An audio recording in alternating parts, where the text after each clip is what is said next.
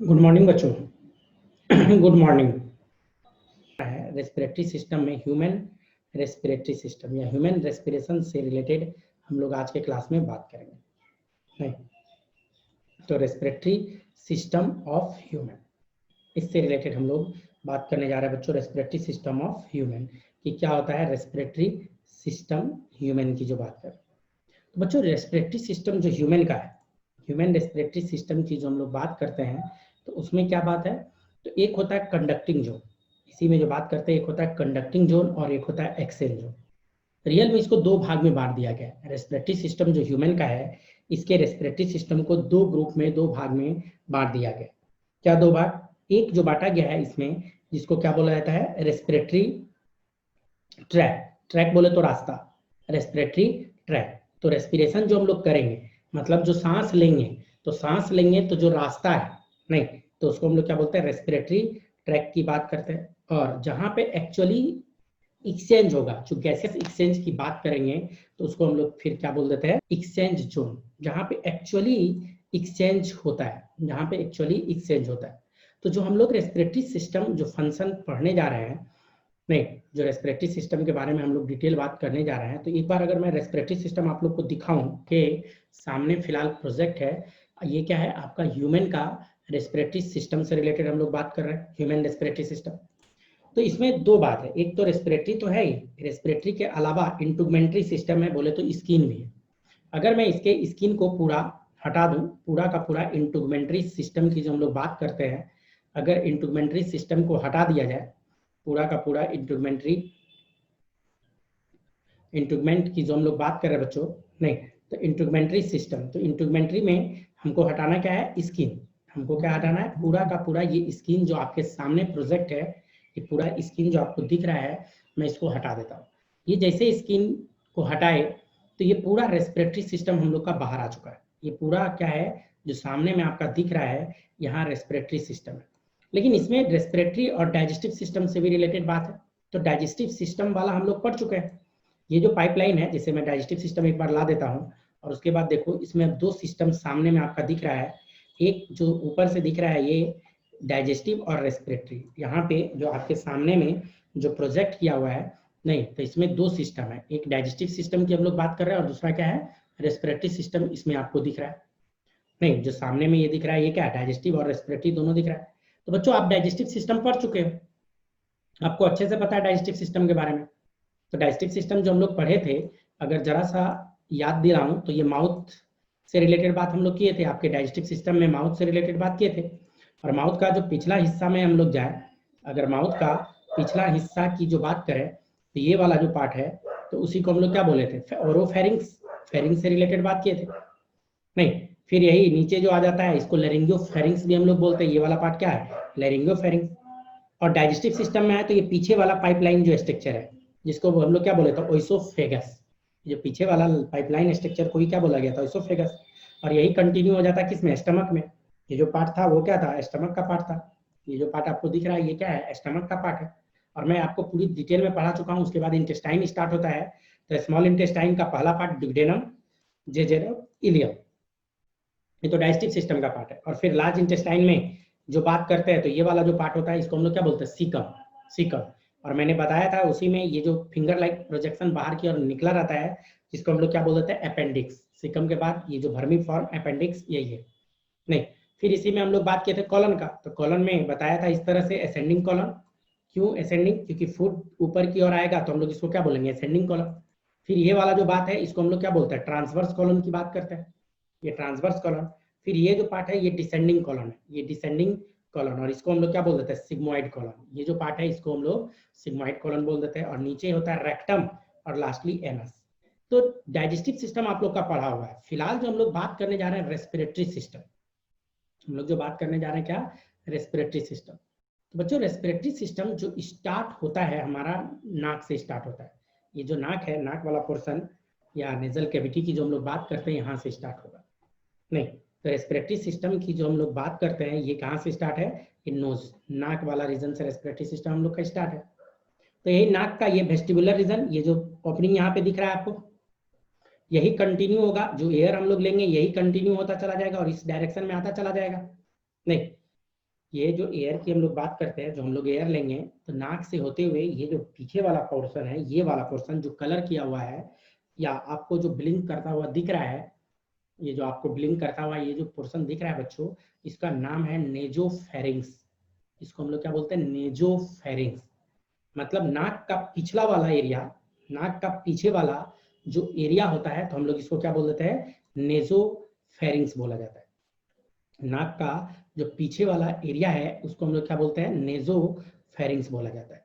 तो ये वाला पार्ट क्या हम लोग बोल रहे हैं बच्चों? ये जो दिख रहा है आपको, ये नेजोफेरिंग्स से रिलेटेड पार्ट है। ये जो आपको स्पॉटलाइट दिख रहा होगा, ये क्या है? नेजोफेरिंग्स से रिलेटेड बात कर रहे हैं हम लोग।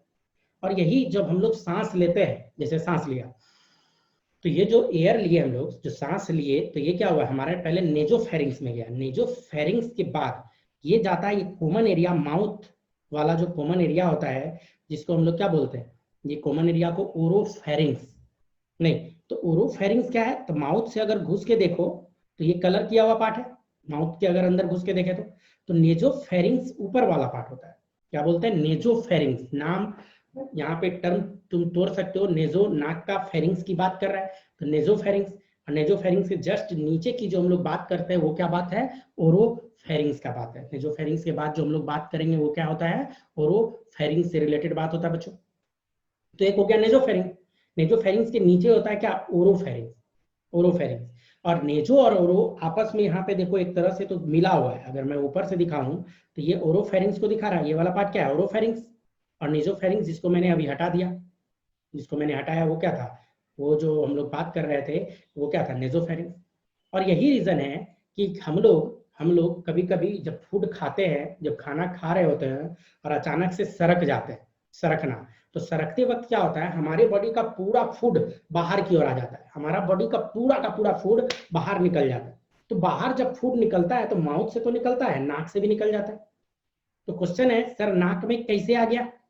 तो नाक में ये इसलिए आ गया कि हम लोग जो फूड खाए तो वो तो ओरोफेरिंग्स में था, लेकिन जो नीचे से हवा आया तो ओरोफेरिंग्स और नेजोफेरिंग्स कॉमन है पीछे की ओर, पीछे से वो दोनों आपस में मिला हुआ है। तो फूड मुंह के साथ साथ नाक से भी बाहर आ जाता है। फूड जो बात करें वो मुंह के साथ साथ नाक से भी बाहर आ जाता है, क्योंकि कॉमन एरिया हो जाता है। और इसके जस्ट नीचे ये वाला जो पार्ट की बात करेंगे, वो ओरोफेरिंग्स के जस्ट नीचे ये भी पार्ट क्या है? कॉमन है। ये भी पार्ट कॉमन है। और ये जो कॉमन पार्ट है इसको हम लोग बोलते हैं लेरिंगियोफेरिंग्स। लेरिंग्स और फेरिंग्स नहीं, तो यहाँ लेरिंग्स भी है। लेरिंग्स क्या?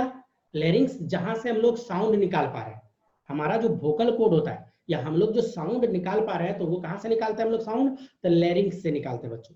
हमारा जो साउंड आ रहा है या मैं जो बोल पा रहा हूँ, तो कहां से बोल पा रहा हूँ? लेरिंग्स। हम लोग में होता है लेरिंग्स, नहीं यहीं पे वोकल कोड होता है, मैं आगे दिखा दूंगा आप लोग को। इसी में होता है वोकल कोड।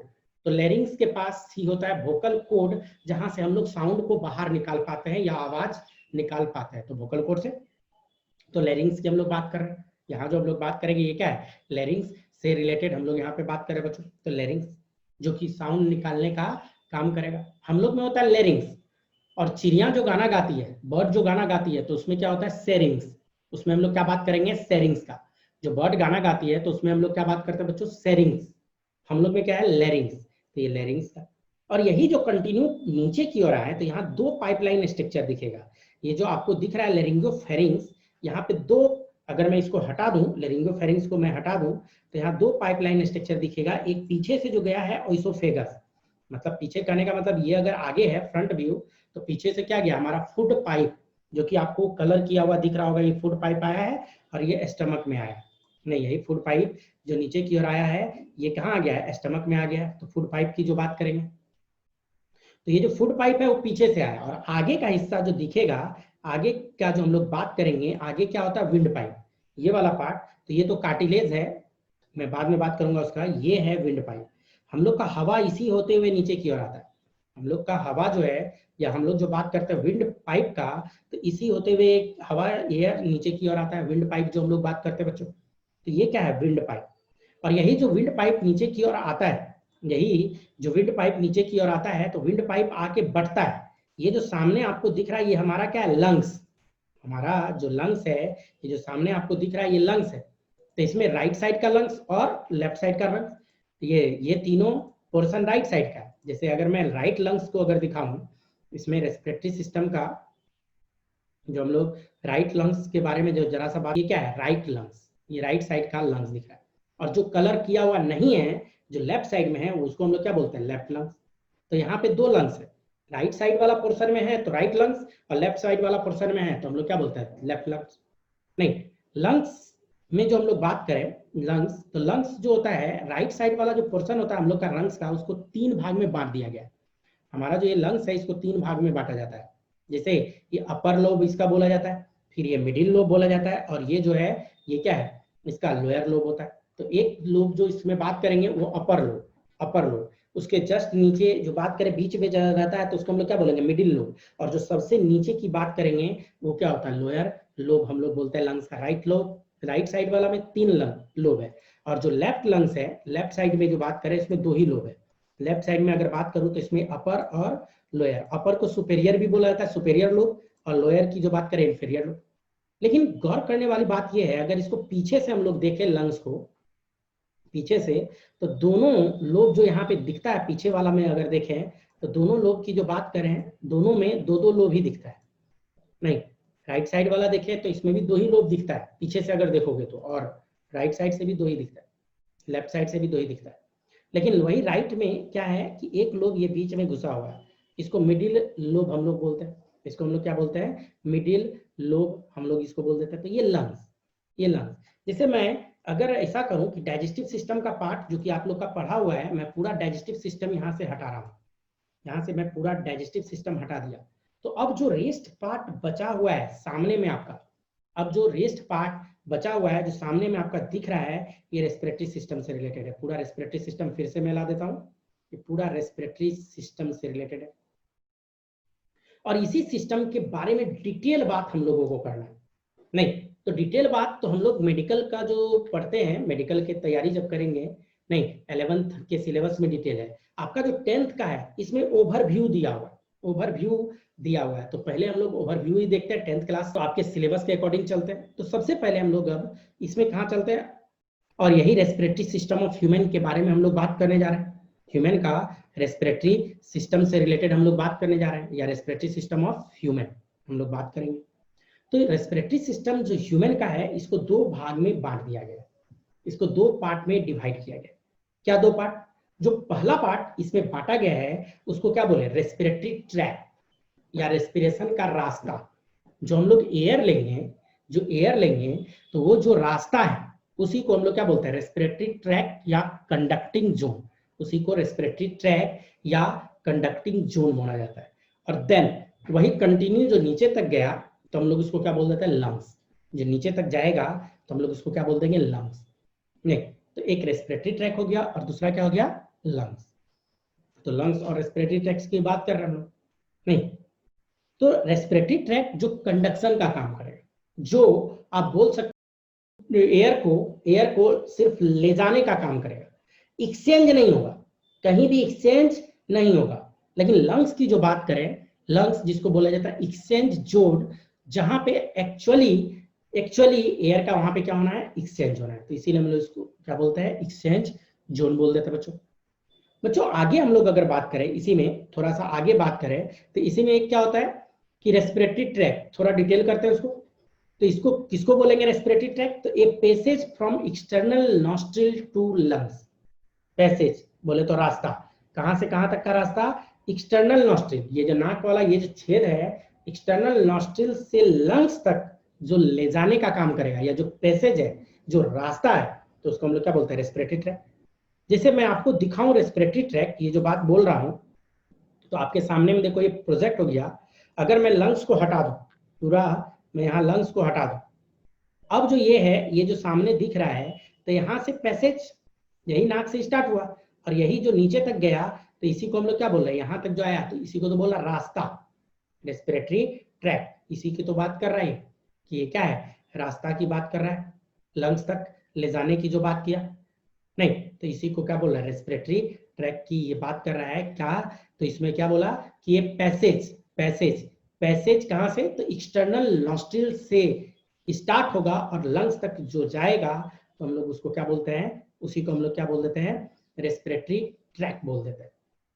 नहीं, दूसरा लंग्स, तो लंग्स क्या है, तो एनाटॉमिकल ऑर्गन होता है। लंग्स क्या होता है, एनाटॉमिकल ऑर्गन होता है, जहां पे आप बोल सकते हो actual site of gaseous exchange, जो गैस का एक्सचेंज होना है। आप लोग अच्छे से जानते हो कि हम लोग जो एयर में लेते हैं तो उसमें क्या ऑक्सीजन, हम लोग को क्या चाहिए, ऑक्सीजन चाहिए, और जो हम लोग बाहर निकालते हैं तो क्या निकालेंगे, कार्बन डाइऑक्साइड बाहर निकालते हैं। तो पक्का है अंदर में क्या होता है, एक्सचेंज की बात करते हैं, ऑक्सीजन हमारे ब्लड में चला जाएगा, हम लोग ऑक्सीजन को ब्लड में डाल देंगे और ब्लड में जो कार्बन डाइऑक्साइड है उसको बाहर निकाल देंगे। ब्लड में जो है उसको हम लोग क्या करते हैं, बाहर निकाल देते हैं। तो हम लोग जो एयर लिए तो नाक होते हुए जो लंग्स तक गया, नहीं, तो यहाँ पे क्या होना, गैसियस एक्सचेंज होना, गैसियस एक्सचेंज होना है, और गैसियस एक्सचेंज होगा तभी जाके हम लोग ऑक्सीजन ले पाएंगे और कार्बन डाइऑक्साइड निकाल पाएंगे। और ये काम कहाँ पे होता है, तो लंग्स में। लंग्स में भी कहाँ होता है, अगर आपको बात करूं तो एल्वोलाई में। लंग्स का यूनिट होता है एल्वोलाई, लंग्स का यूनिट होता है एल्वोलाई। तो एल्वोलाई में रियली ये काम होता है, जो गैसियस एक्सचेंज की बात की है ये रियली कहाँ होता है, तो लंग्स में भी कहाँ, तो एल्वोलाई, एल्वोलाई में जाके ये एक्सचेंज होता है। बच्चों ये जो लंग्स का जो फिगर है रेस्पिरेटरी सिस्टम का, आपके नोट्स में मैं दिया हुआ, रेस्पिरेटरी सिस्टम का ये फिगर दिया हुआ। इस रेस्पिरेटरी सिस्टम में अगर गौर करके देखो तो ये वाला पार्ट, ये जो दिख रहा है ये डायफ्राम होता है। ये क्या है, ये डायफ्राम है। मैंने पहले भी आप लोग को बताया है, जो डायफ्राम है, डायफ्राम से ऊपर का रीजन, डायफ्राम से ऊपर का रीजन क्या कहलाता है, थोरेसिक कैविटी कहलाता है, या थोरेसिक रीजन कहलाता है। डायफ्राम के नीचे वाला जो पार्ट होता है उसको हम लोग क्या बोलते हैं, एब्डोमिनल कैविटी। जो डायफ्राम है, डायफ्राम से ऊपर का रीजन थोरेसिक और नीचे का एब्डोमेन। नहीं, क्या थोरेसिक क्या एब्डोमेन, मैं आपको दिखाता हूँ थोरेसिक और एब्डोमेन। मैं डायरेक्टली डायफ्राम से दिखाता हूँ आपको। जैसे अगर मैं निकालूं तो डायफ्राम को मैं आपको दिखाता हूँ। तो पहले तो ये मसल्स सब हटाना पड़ेगा मुझे, ये मसल्स का फिलहाल मुझे कोई काम नहीं है, एक एक करके मैं मसल्स हटा रहा हूँ। पूरा मसल एक बार हटाऊंगा तो डायफ्राम भी हट जाएगा, तो मुझे डायफ्राम बचा के काम करना है। और यहाँ भी जो मसल्स है, ये सब भी मसल्स का बहुत बड़ा रोल होता है सांस लेने में। हायर क्लास में अगर होते तो पूरा डिटेल में बताता। ये जो कलर किया, गौर करके देखो, एक ये डोम शेप स्ट्रक्चर, डोम मतलब होता है गुंबज, डोम मतलब होता है गुंबज, गुंबज के आकार का जो स्ट्रक्चर यहाँ दिख रहा है, गुंबज के आकार का जो स्ट्रक्चर है वही है डायफ्राम। मैं डायफ्राम को अभी बाहर निकाल के दिखा दूंगा आपको, ये डायफ्राम को मैं बाहर निकाल के अभी मैं दिखा दूंगा। ये फिलहाल जो कलर किया हुआ यहाँ पे दिख रहा है, नहीं, इसको डायफ्राम बोलते हैं। और यही डायफ्राम के ऊपर का रीजन, डायफ्राम के ऊपर का रीजन क्या कहलाएगा, थोरेसिक कैविटी कहलाएगा। डायफ्राम के ऊपर का रीजन क्या कहलाएगा, थोरेसिक कैविटी कहलाता है। और डायफ्राम के नीचे वाला जो रीजन है एब्डोमिनल कैविटी कहलाता है। मैंने आप लोग को डाइजेस्टिव सिस्टम पढ़ाया था तो मैंने बताया था कि हमारा जो है एब्डोमिनल कैविटी, उसी में डाइजेस्टिव सिस्टम का मैक्सिमम पार्ट होता है। जैसे stomach, small intestine, large intestine, ये सब एब्डोमिनल कैविटी में होता है। लेकिन हमारा जो लंग्स है, हम लोग जो रेस्पिरेटरी सिस्टम की बात कर रहे हैं, वो उसका मैक्सिमम पार्ट, या यूं बोलो कि ऑलमोस्ट सारा पार्ट ही थोरेसिक कैविटी में होता है, मतलब डायफ्राम के ऊपर होता है, मतलब डायफ्राम के ऊपर होता है। जैसे मैं यहाँ का अगर स्केलेटन को हटा दूं बच्चा, यहाँ का अगर मैं स्केलेटन हटा के दिखाऊं आपको, स्केलेटन सिस्टम जो है यहाँ का, ये पूरा जो दिख रहा है वो कलर किया हुआ, अगर मैं इसको हटा दूं तो, और इसी में मैं ब्लड या सर्कुलेटरी सिस्टम भी फिलहाल हटा देता हूँ, काम नहीं है, तो ये वाला पार्ट यही तो डायफ्राम है। ये मसल्स को भी हटा देते हैं हम, यहाँ पे एक दो मसल्स है, वो मसल सबको हटा दी। ये वाला पार्ट जो दिख रहा है ये क्या है, डायफ्राम है। नहीं, और ये जो डायफ्राम है इसको अगर मैं नीचे थोड़ा लेके आऊं तो जरा गौर करो, ये ऊपर में क्या दिख रहा है, लंग्स, लंग्स का ये राइट साइड का पोर्शन, और ये क्या दिख रहा है आपको, लेफ्ट साइड का पोर्शन। तो डायफ्राम से अगर गौर करके देखो तो लंग्स पूरी तरह से चिपका हुआ रहता है, या डायफ्राम पे रहता है, डायफ्राम पे ही रहता है। लंग्स की जो बात करते हैं ये डायफ्राम पे ही रहता है, नहीं, तो डायफ्राम के ऊपर जस्ट लंग्स यहाँ पे अटैच है। बच्चों ये जो डायफ्राम है ना, हम लोग जो सांस लेते और छोड़ते हैं, तो 80% सांस लेते और जो छोड़ते हैं उसके पीछे का रीजन यही डायफ्राम है। ये जो डायफ्राम आपको दिख रहा है, ये जो डायफ्राम, ये जो दिख रहा है आपको डोम शेप का, 80% जो हम लोग सांस लेते हैं या सांस छोड़ते हैं उसके पीछे का रीजन यही क्या है, डायफ्राम है, 80%।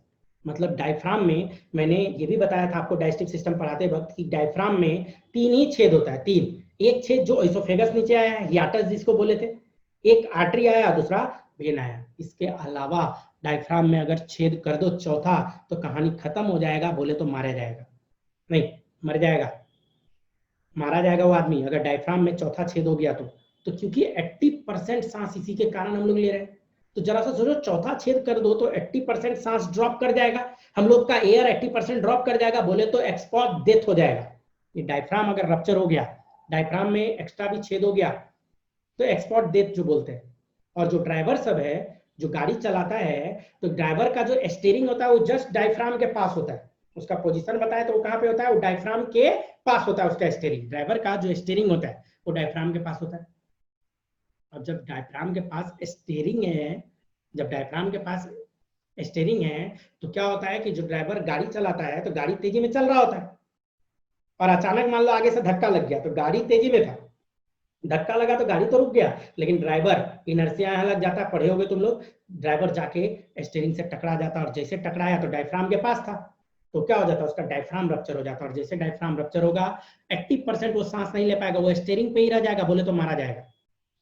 यही रीजन है कि बोला जाता है ड्राइविंग करते वक्त सीट बेल्ट लगा, जो सीट बेल्ट होता है वो सीट बेल्ट लगाना होता है ड्राइविंग करते वक्त, उसके पीछे का रीजन यही है, सीट बेल्ट लगाया जाता है ड्राइविंग करते वक्त ताकि टकराए तो ड्राइवर को सीट बेल्ट क्या करता है, होल्ड कर लेता है, रोक लेता है, वो उसके स्टीयरिंग से टकराने, स्टीयरिंग जो है नहीं, उसका जो कॉर्नर पार्ट है उससे टकराने नहीं देता और बच जाता है।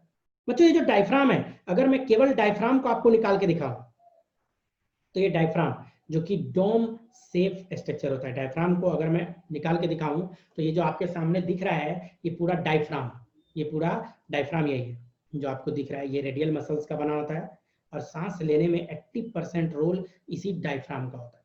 और इसी के बारे में मैं बता रहा था कि डायफ्राम से ऊपर का कैविटी, डायफ्राम से ऊपर का कैविटी क्या कहलाता है, थोरेसिक कैविटी कहलाता है। डायफ्राम के नीचे का कैविटी जो है वो क्या कहलाता है, एब्डोमिनल कैविटी कहलाता है।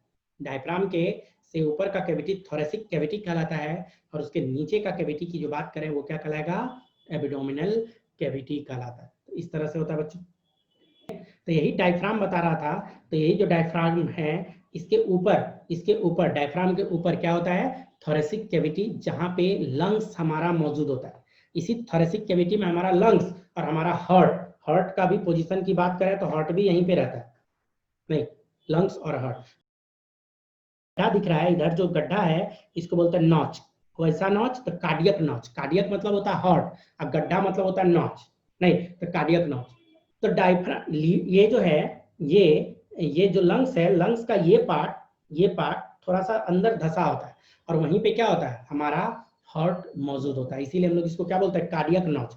जैसे मैं कार्डियक नॉच को आपको दिखाऊं, ये जो जिसको मैं कलर किया हूँ क्या है, हार्ट, ये देखो। अगर मैं ऐसे खड़ा कर दूं इसको तो हम लोग नॉर्मली जो बोलते हैं हार्ट हमारा लेफ्ट साइड में थोड़ा सा टिल्ट रहता है, शिफ्टेड रहता है, नहीं बोलता है ना लेफ्ट हार्ट कहाँ होता है, लेफ्ट साइड में। इसका मतलब ये नहीं है कि हार्ट यहाँ होता है, यहाँ नहीं होता है, होता तो मिडिल में ही है, होता मिडिल में ही है, लेकिन हार्ट का जो टिप पार्ट थोड़ा सा लेफ्ट साइड में सिचुएटेड होता है, लेफ्ट साइड में। और यही जो गौर करके देखो तो ये जो आपको धसा हुआ पार्ट दिख रहा है, ये जो लंग्स में धसा हुआ पार्ट जो दिख रहा है इसी को बोला जाता है कार्डियक नॉच। कार्डियक बोले तो हार्ट और नॉच बोले तो गड्ढा। नहीं, अगर नीचे से देखो तो यही हार्ट है, ये हार्ट है, नीचे से देखो तो यही हार्ट है, ये हार्ट का लेयर, ये हार्ट का पोजीशन सब दिखा रहा है। तो मैं हार्ट पूरा एक ही बार में हटाता हूँ, जब सर्कुलेटरी तुम लोग को बताऊंगा वो भी आप लोग को पढ़ना है, तब हार्ट पे थोड़ा बात डिटेल करेंगे हम लोग। ये अगर हटा दें तो गौर करके देखो, ये लेफ्ट साइड में ये जो गड्ढा है, यही गड्ढा जो पूरा है ये क्या कहलाता है, कार्डियक नॉच, यही क्या कहलाता है, कार्डियक नॉच। और ये कहाँ होता है, थोरेसिक कैविटी, हम भी थोरेसिक कैविटी में। और हमारा जो हार्ट है ये भी डायफ्राम के ऊपर थोरेसिक कैविटी होता है, तो हमारा जो लंग्स है वो थोरेसिक कैविटी में है और जो हमारा हार्ट है वो भी कहाँ है, हमारे थोरेसिक कैविटी में मौजूद होता है बच्चों। नहीं, थोड़ा और आगे आते हैं बच्चों। हम लोग जो आगे बढ़े तो सबसे पहले हम लोग स्टार्ट करते हैं नाक के बारे में, नोज एंड नेजल पैसेज, नाक के बारे में हम लोग जस्ट स्टार्ट करते हैं। तो रेस्पिरेटरी पाथ हम लोग का स्टार्ट ही होता है कहाँ से, नाक से, या नेजल पैसेज से हमारा रेस्पिरेटरी पाथ स्टार्ट ही होता है कहाँ से, नाक से, नहीं, या नेजल पैसेज की जो हम लोग बात करते हैं बच्चों यहाँ पे जो है, बात करेंगे ईच एक्सटर्नल नॉस्ट्रिल, मतलब ये एक छेद की बात कर रहा है और ये तो प्रत्येक छेद की बात कर रहा है। एक्सटर्नल नॉस्ट्रिल कहाँ पे जाके ओपन होगा, तो नेजल चेम्बर में या नेजल पैसेज में जाके अपडेट होगा। कहाँ पे अपडेट होगा, तो नेजल पैसेज की हम लोग बात करेंगे या नेजल चेम्बर। तो नाक के पीछे वाला, नाक से जो लिए अंदर में जो चेम्बर है, जो स्ट्रक्चर है, तो उसी को नेजल पैसेज या नेजल चेम्बर की हम लोग बात करते हैं। बच्चों हम लोग का नाक जो है, दोनों साइड का जो छेद है, ये दोनों के बीचों बीच ये इसको ऊपर से भी पकड़ सकते हो, यहाँ पे ये कार्टिलेज होता है। ये जो हिल रहा है ये क्या है, कार्टिलेज है। और ये जो कार्टिलेज होता है तो हाइलाइन कार्टिलेज होता है। कार्टिलेज का टाइप है हाइलाइन कार्टिलेज। तो हाइलाइन कार्टिलेज जो कि हमारे दोनों नेजल पैसेज को सेपरेट करने का काम करता है। हाइलाइन कार्टिलेज है जो हमारे दोनों नेजल पैसेज को क्या करेगा, सेपरेट करने का काम करता है। तो हाइलाइन कार्टिलेज जो क्या करेगा, दोनों को सेपरेट करने का काम करेगा बच्चों। ये हो गया। फिर क्या है, एंटीरियर स्मॉल पार्ट जो होता है नेजल चेम्बर का, जिसको बोलते हैं नेजल वेस्टिब्यूल। किसको बोलेंगे नेजल वेस्टिब्यूल, तो जहां तक उंगली आप कर पाओ नाक में, वो क्या है, वो एरिया पूरा नेजल वेस्टिब्यूल का है। जहां तक उंगली कर पाते हैं वो एरिया क्या है, नेजल वेस्टिब्यूल का। बच्चों जो बताया नोज और नेजल पैसेज, जरा सा इसके बारे में बात कर लेते हैं। नोज और नेजल पैसेज की जो बात किया, तो मैंने क्या बोला कि नाक और उसका पैसेज के बारे में बात कर रहे हैं, और नेजल पैसेज की जो बात कर रहे हैं, तो मैंने बताया कि ये जो दोनों एक्सटर्नल नॉस्ट्रिल है, इसको बांटे हुए हाइलाइन, ये बीचों बीच जो कार्टिलेज है, इसको हम लोग क्या बोलते हैं, हाइलाइन कार्टिलेज। ये बीचों बीच जो कार्टिलेज है, इसको हम लोग क्या बोलते हैं, हाइलाइन कार्टिलेज, जो बांटने का काम करता है। इसी में बोला था नेजल वेस्टिब्यूल। नेजल वेस्टिब्यूल किसको बोलते हैं, तो जहां तक हम लोग उंगली कर पाए, तो ऑलमोस्ट यहां तक जाएगा ये वाला पार्ट, या ऊपर से छुओ तो जहां से हार्डनेस स्टार्ट हो गया उससे पहले का पार्ट, ये वाला पार्ट जहां से आपका बोन स्टार्ट हो गया उससे पहले वाला पार्ट नेजल वेस्टिब्यूल कहलाता है, अगर मोटा मोटी बात करें तो। नहीं होता क्या है, एम्ब्रायनिक कंडीशन में हमारा जो स्किन है, ये बाहर वाला स्किन, यही अंदर की ओर घुस जाता है। हमारा जो ये स्किन है यही अंदर की ओर घुस जाता है। तो पक्का जो बाहर वाला स्किन का प्रॉपर्टी है, जो बाहर वाला स्किन का प्रॉपर्टी है, वही क्या होगा, हमारे अंदर वाले स्किन का प्रॉपर्टी होगा। तो बाहर में हम लोग का क्या होता है, हेयर प्रेजेंट होता है, सिवेसियस ग्लैंड होता है। सिवेसियस ग्लैंड जो कि ऑयली सिक्रेशन करता है, ऑयल की तरह, जो हमारे स्किन को चिपचिपा बना के रखता है। नहीं, तो सिवेसियस ग्लैंड होता है जो ऑयली सिक्रेशन ही सब करता है। तो वो क्या हो गया, अंदर घुस गया, तो अंदर में सिवेसियस ग्लैंड का भी सिक्रेशन होगा, प्लस स्किन भी रहता है।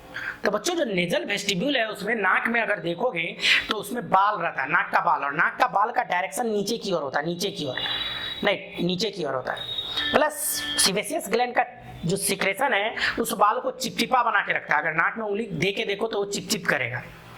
नहीं, तो ये इसलिए है कि वो क्या करता है, कीड़े मकोड़े को फिल्टर करता है, एक तरह से वो फिल्ट्रेट का काम करता है, फिल्ट्रेशन। नहीं, और प्लस डस्ट पार्टिकल को भी फिल्टर करने का काम करता है। डस्ट पार्टिकल को भी वो क्या करता है बच्चों, फिल्टर करने का काम करना है। जो कि बाहर से एयर जाता है तो उसमें बहुत ही डस्ट पार्टिकल सब रहता है, तो उस डस्ट पार्टिकल को भी नहीं फिल्टर करने का काम करता है बच्चों। तो हमारा जो नेजल पैसेज होता है, जो पिछला हिस्सा है, वो 3 टाइप के बोन से मिलके बना होता है। हमारा जो नेजल पैसेज है वो 3 तरह के बोन से मिलके बना होता है। एक नेजल बोन होता है, एक मैक्सिला होता है, और एक इथमॉइड होता है। अब कहोगे सर जरा सा दिखाइए क्या क्या बोन। नहीं, तो तीनों बोन को मैं आपको दिखा रहा हूं। जस्ट मैं इनको लेके आ गया और इसी में मैं बात करता हूं नेजल बोन। तो देखो नेजल बोन ये है, नाक का ये वाला जो है बोन, ये क्या है, नेजल बोन। ये सबसे ऊपर में, ये जहाँ पे मेरा ये चश्मा होल्ड किया हुआ है, हम लोग का चश्मा, ये दोनों क्या है, नेजल बोन है। तो 1 पेयर स्ट्रक्चर होता है लेफ्ट साइड का और राइट साइड का। जो बात लेफ्ट में बात करेंगे वही बात राइट में बात करेंगे। तो राइट का ही नेजल बोन, जैसे देखो एक हम हटाते हैं राइट का नेजल, तो इसको नेजल बोन बोलता है। ये जो बोन है, ये बोन को क्या बोला जाता है, मैक्सिलरी। ये जो बोन दिख रहा है आपको, ये मैक्सिला है, जो ब्लिंक कर रहा है मैक्सिला, ये मैक्सिला है। और अंदर में फिर होता है एक इथेमॉइड। ये जो बोन है, ये क्या बोन होता है, इथेमॉइड बोन। अंदर में अगर देखेंगे, ये जो ब्लिंक करता हुआ आपको दिख रहा होगा, ये बोन क्या कहलाता है, इथेमॉइड बोन कहलाता है। और यही तीनों बोन मिलके क्या बनाता है, हमारा यही तीनों बोन जो मिलेगा तो हमारा बनाता है नेजल पैसेज की, जो हम लोग बात करते हैं बच्चों। तो नेजल बोन जो है वो क्या बनाता है, रूफ छत बनाता है, ऊपर का पार्ट बनाता है।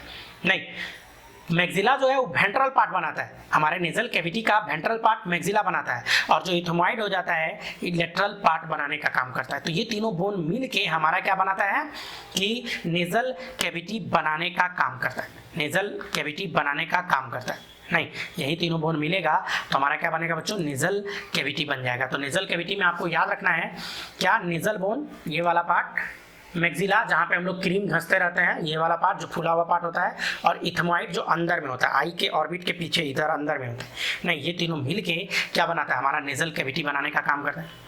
फंक्शनल डिवीजन जो नेजल पैसेज का है, तो नेजल पैसेज को जो बांटा गया है, एक बांटा गया वेस्टिबुलर रीजन में, रियल में इसको 3 पार्ट में बांट दिया गया है। एक वेस्टिबुलर रीजन होता है जो कि यहाँ पे मैं लिख भी रखा हूँ, एक होता है रेस्पिरेटरी रीजन, और एक होता है ऑल्फैक्टरी रीजन, ऑल्फैक्टरी।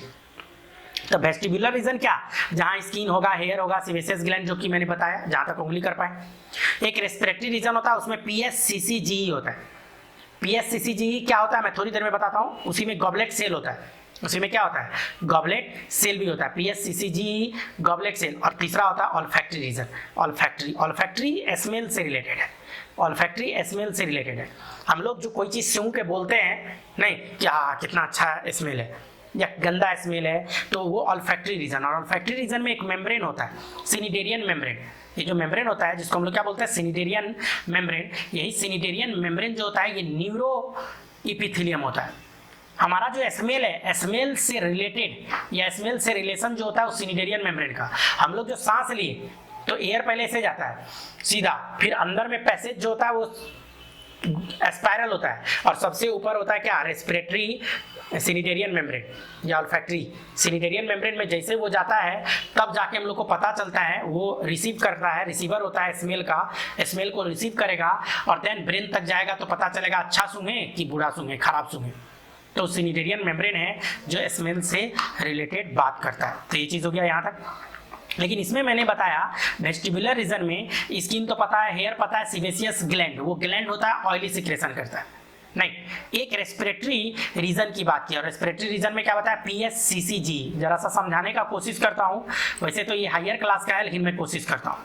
PSCCGE जो बोल रहा है, P होता है, P यहाँ पे सूडो, इसका फुल फॉर्म होता है सूडो एस्टेटिफाइड, PSC कोलुमनार, फिर C ciliated, G glandular, E epithelium.